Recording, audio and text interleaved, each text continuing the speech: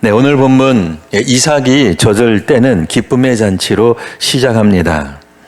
오랫동안 기다렸던 약속의 아들이 태어났고 사라는 웃음을 되찾습니다.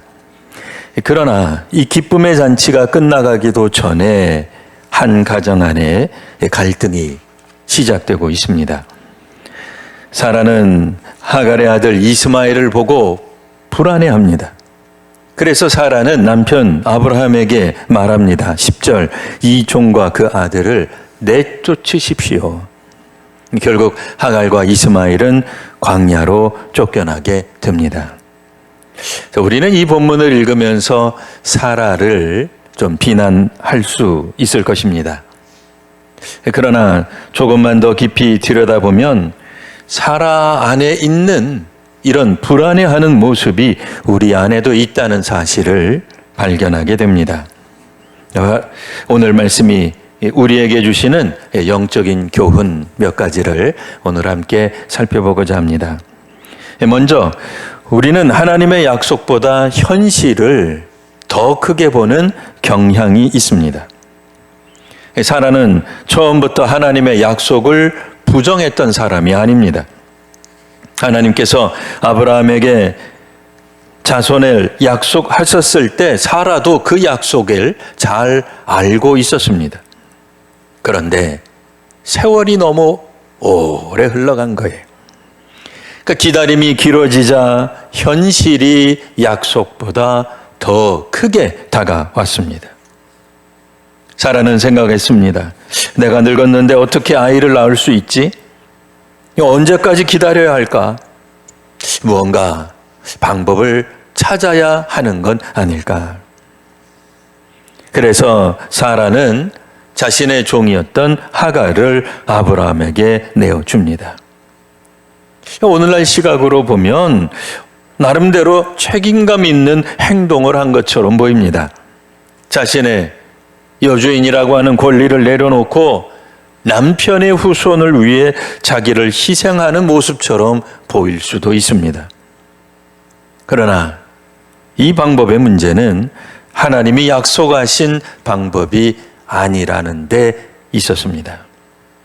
그러니까 사라는 하나님의 약속을 믿지 않은 건 아니에요. 하지만 하나님의 방법을 기다리지 못했습니다.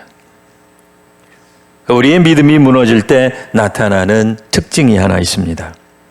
즉 그것은 믿음을 버리는 것이 아니라 하나님보다 먼저 움직이는 것입니다. 많은 사람들이 이렇게 살아갑니다.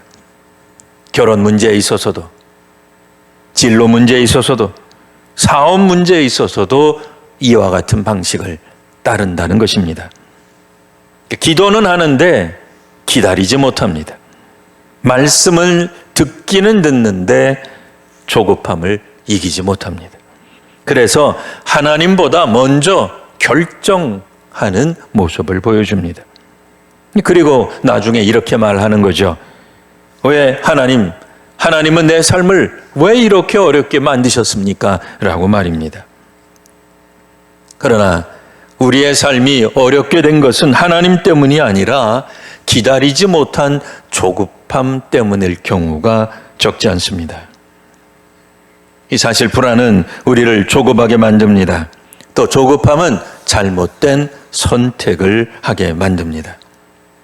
하지만 믿음은 결과를 통제하는 힘이 아니라 하나님을 신뢰하며 기다리는 힘인 것입니다.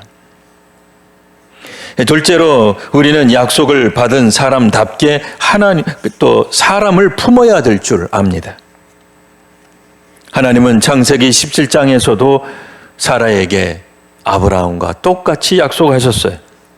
내가 그에게 복을 주어 그가 여러 민족의 어머니가 되게 하리라는 말씀이 나옵니다.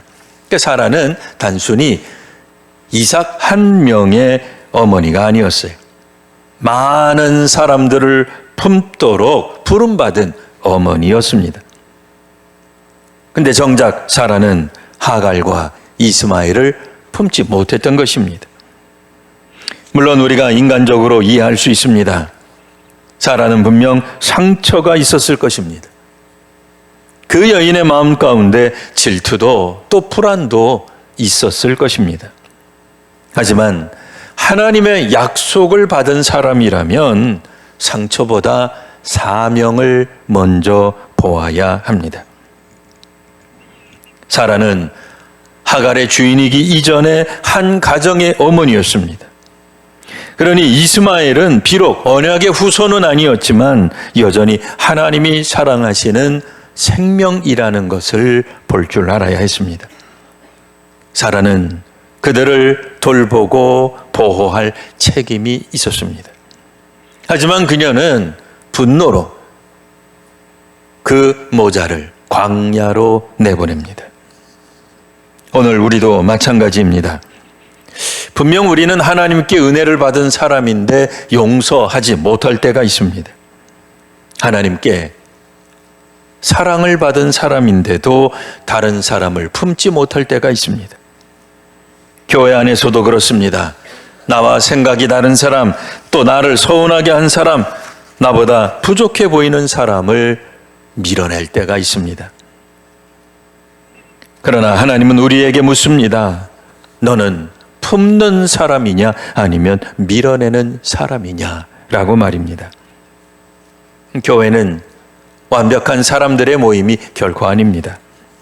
상처 입은 사람들이 치유받는 공동체입니다.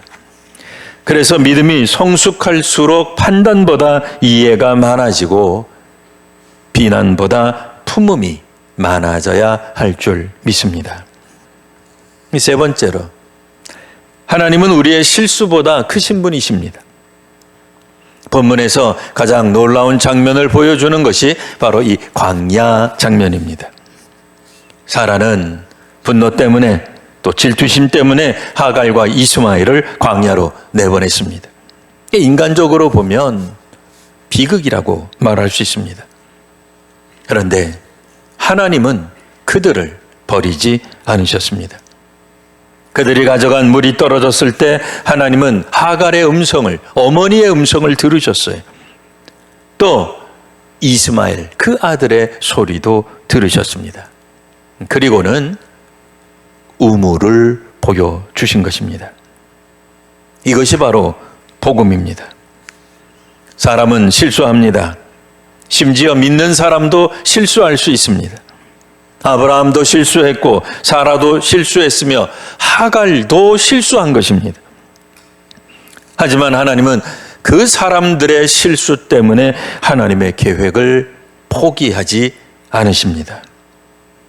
사라는 실패했지만 하나님은 하갈을 끝까지 돌보셨습니다. 사라는 내쫓았지만 하나님은 찾아가 주셨습니다. 사라는 잊었지만 하나님은 기억하셨습니다. 이것이 은혜요 복음입니다. 우리가 하나님을 붙드는 것보다 하나님께서 우리를 붙드시는 힘이 더욱더 큰 줄로 압니다. 그래서 우리는, 교회는, 성도는 절망 중에서도 다시 시작할 수 있는 것입니다. 실패했어도 다시 일어설 수 있습니다. 잘못된 선택을 했을지라도 하나님께 되돌아갈 수 있습니다. 오늘 누군가는 이런 생각을 할 수도 있습니다. 내 인생은 너무 멀리 왔습니다. 돌아가기에는 나는 너무 많은 실수를 저질렀습니다. 그러나 하나님은 그 광야에서도 사람을 찾아가십니다. 마찬가지로 우리의 삶의 광야에서도 우리를 찾아오실 줄 믿습니다. 마지막으로 이삭을 통해 약속을 이루시는 하나님을 신뢰하시길 바랍니다. 하나님은 처음부터 이삭을 통해 약속을 이루시겠다고 누누이 말씀하셨습니다.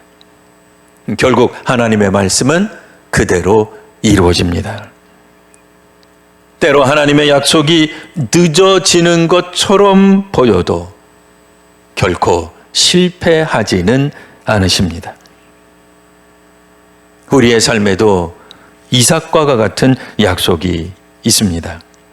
구원하심의 약속, 또 인도하심의 약속, 동행의 약속, 영생의 약속 같은 것들입니다. 세상은 우리에게 끊임없이 하가를 선택하라고, 빠른 방법을 찾아내라고, 손쉬운 방법을 선택하라고 말합니다. 하지만 믿음은 눈에 보이는 방법보다 하나님을 선택하는 것입니다. 그리고 하나님께 은혜를 받은 사람들답게 주변 사람을 품는 것입니다. 성도 여러분, 혹시 지금 기다림에 지쳐 있으십니까? 그래서 하나님보다 먼저 움직이고 싶은 유혹을 받고 계십니까? 혹시 마음속으로 누군가를 끊임없이 광야로 내몰고 있지는 않으십니까? 오늘 하나님은 말씀을 통해 우리에게 말씀하십니다. 하나님의 약속을, 나의 약속을 다시 신뢰하라고 말씀합니다. 하나님이 사람을 품은 것처럼, 하나님이 아브라함을, 사라를 품은 것처럼 너도 사람을 품으라고 말씀하십니다. 이 하나님을 신뢰하며 살아갈 때 우리의 삶은 약속의 열매를 맺게 될 것입니다. 또한 우리가 만나는 사람들에게 하나님의 사랑을 전하는 복음의 통로가 될 줄 믿습니다. 오늘 다시 한번 우리에게 복을 주시기를 원하시는 하나님을 신뢰하며 오늘을 시작하여 이번 한 주간 힘있게 살아가는 우리 성도와 그 가정, 교회 되시기를 기원합니다.